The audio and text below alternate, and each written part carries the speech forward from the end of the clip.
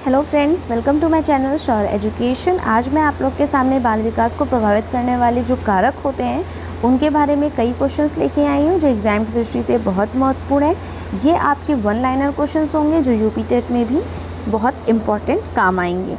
अगर आपने मेरे पहले की वीडियोस नहीं देखी हैं तो आप मेरी प्लेलिस्ट में जाके पहले की वीडियोस चेकआउट कर लीजिए, और अगर आपने इसके बाकी के पार्ट्स नहीं देखे हैं बाल विकास के तो मैं आपको लिंक को डिस्क्रिप्शन बॉक्स में दे देती हूँ जो आपके लिए बहुत ईजी होगा। अगर आपको मेरी वीडियो पसंद आती है तो उसे लाइक करिए, सब्सक्राइब करिए और शेयर कीजिए और बेल आइकन को दबाना मत भूलिएगा जिससे आपको मेरी न्यू वीडियो की नोटिफिकेशन मिलती रहे। पहला क्वेश्चन हमारा है कि वंशानुगत सिद्धांत का बीज रूप प्राप्त होता है, तो यह किसके कथन में बीज रूप प्राप्त होता है वंशानुगत सिद्धांत का? तो ये अरस्तु के कथन में प्राप्त होता है। मेंडल का वंशानुगत सिद्धांत प्रकाशित हुई थी, कब प्रकाशित हुई थी? तो 1866 में मेंडल का जो वंशानुगत सिद्धांत था वो प्रकाशित हो गया था। मेंडल के नियम के प्रतिपादक हैं। अब ये सब हमको ये बहुत सबको पता है, बहुत इंपॉर्टेंट क्वेश्चन है कि मेंडल के नियम के प्रतिपादक ग्रेगर जॉन मेंडल हैं। भ्रूण में कितने क्रोमोसोम्स होते हैं? तो भ्रूण में 46 क्रोमोसोम्स होते हैं और जोड़े कितने होते हैं? 23 जोड़े होते हैं। तो अगर 23 मिला दिया जाए तो आपका हो जाएगा 46 क्रोमोसोम्स। आँखों में त्वचा का रंग होता है, तो आँखों में जो त्वचा का रंग होता है वो फोनोटाइप होता है।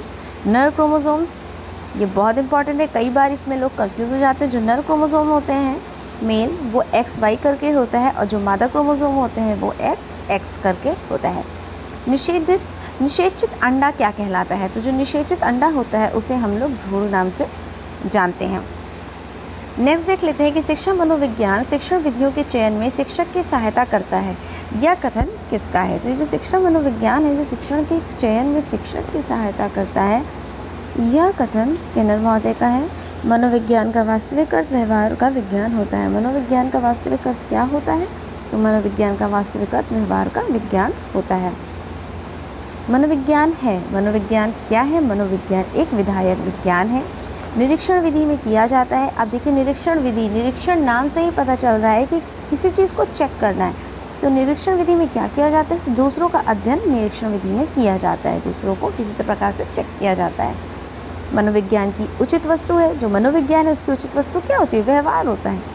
व्यवहार से ही हम लोगों के पहचान जाते हैं कि वो इंसान कैसा है। मनोविज्ञान शिक्षा का आधारभूत विज्ञान है, यह कथन किसका है? तो यह कथन स्किनर महोदय का है।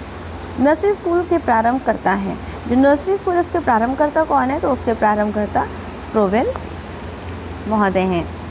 शिक्षा में सर्वाधिक जटिल समस्या है। अब देखिए शिक्षा में सर्वाधिक जटिल सबसे कठिन समस्या क्या होती है? वो प्राथमिक शिक्षा की होती है। ऑपरेशन ब्लैक बोर्ड में प्रावधान है। देखिए ऑपरेशन ब्लैक बोर्ड जो होता है उसमें क्या प्रावधान है? उसमें यह प्रावधान है कि 2 शिक्षक 2 कमरों में होते हैं।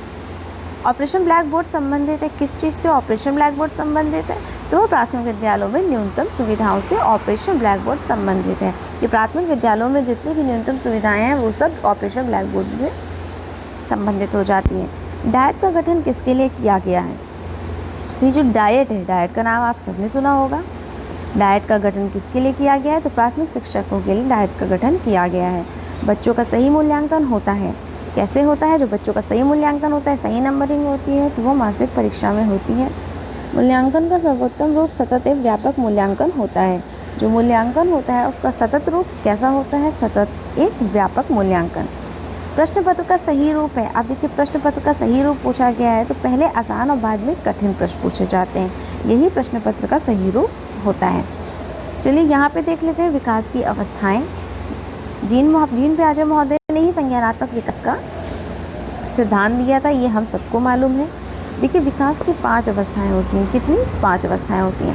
पहली जो होती है वो गर्भाधान अवस्था होती है, जो जन्म से मतलब 9 माह 10 दिन गर्भाधान से जन्म तक की होती है, उसे हम लोग गर्भाधान अवस्था कहते हैं। दूसरी हमारी आ जाती है शैशवावस्था।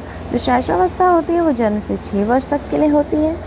तीसरी होती है हमारी बाल्यावस्था, तो बाल्यावस्था 6 से 12 वर्ष के लिए होती है। चौथी हो जाती है हमारी किशोरावस्था जो कि 12 से 18 वर्ष मानी जाती है। और 5वीं हो जाती है हमारी प्रौढ़ावस्था जो 18 के बाद 18 के ऊपर जितनी भी एज होती है उसमें कही जाती है।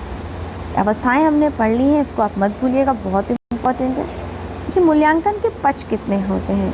बात करते हैं मूल्यांकन के पक्ष की, तो मूल्यांकन के 3 पक्ष होते हैं। सर्वप्रथम मनोविज्ञान ने अपनी आत्मा का त्याग किया, फिर इसने मन का त्याग किया, पुनः इसने चेतना का त्याग किया। अब वह व्यवहार की विधि को स्वीकार करता है। यह कथन किसका है? तो यह कथन वुडवर्ड महोदय का है।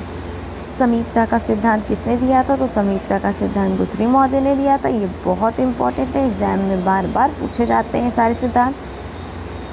त्रिखंड का सिद्धांत दिया था, तो त्रिखंड का सिद्धांत स्पीयरमैन ने दिया था। द्विकारक सिद्धांत दिया है, तो द्विकारक सिद्धांत भी स्पीयरमैन ने दिया है। कैटल का सिद्धांत किसने दिया? तो कैटल का सिद्धांत कैटल महोदय ने दिया है। अब ये जान लीजिए कि जितने भी सिद्धांत हैं एग्जाम में आपसे कई बार पूछे गए हैं और एक सिद्धांत आते ज़रूर हैं। भाषा विकास का सिद्धांत किसने दिया है? तो भाषा विकास का सिद्धांत चोम्स्की महोदय ने दिया है। किसने दिया है? भाषा विकास का सिद्धांत चोम्स्की महोदय ने दिया है।